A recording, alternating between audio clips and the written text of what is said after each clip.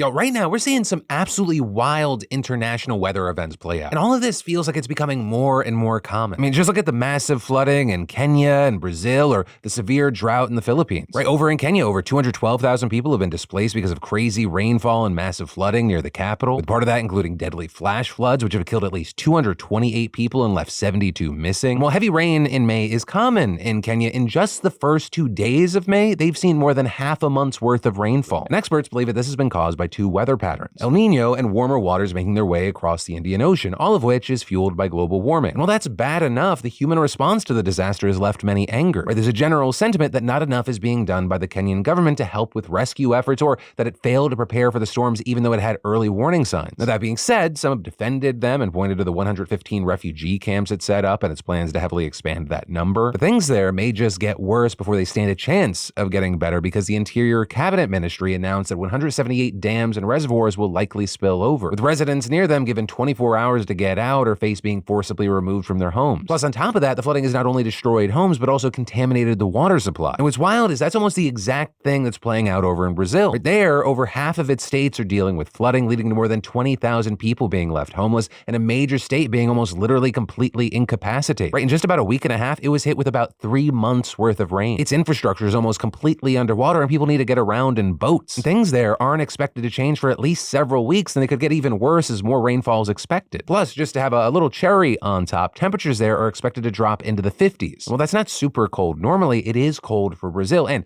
because it's so wet right now, there's a high chance of hypothermia. So all of this is people worried that if things get much worse there could be a serious civil unrest as people struggle to get basic necessities like water, which to some might sound ironic, but there is a massive difference between flood water and clean drinking water, or even what you would use to bathe. But then, if you travel across the globe, you can experience the exact opposite of the problem there. The Philippines not having nearly enough water as it's struggling with a huge drought. In fact, it's so bad that some dams and reservoirs have literally almost no water left. I mean, it's to a point that a town that was submerged in the 1970s to make way for a reservoir is once again on dry land. Now, that said, that has happened before, but what is notable is that this is by far the longest it has been like this since the dam was built. And while not having enough rainfall is bad enough, if you add in this ongoing heat wave and the humidity, there's a real recipe for disaster there, especially when you remember that things like air conditioners aren't exactly common for most households there. So this also means that across the country, millions have been affected as schools are being shut down, office workers are being told to work from home as it's too dangerous to commute around. Right, and this is the heat waves not just in the Philippines, but across all of Southeast Asia, where they're seeing Bangladesh suspending classes for 33 million students. Over in Thailand, over 30 people have died of heat stroke just this year so far. And those last words are the biggest ones, so far, especially as I doubt this is going to be the only record-breaking weather event we talk about this year.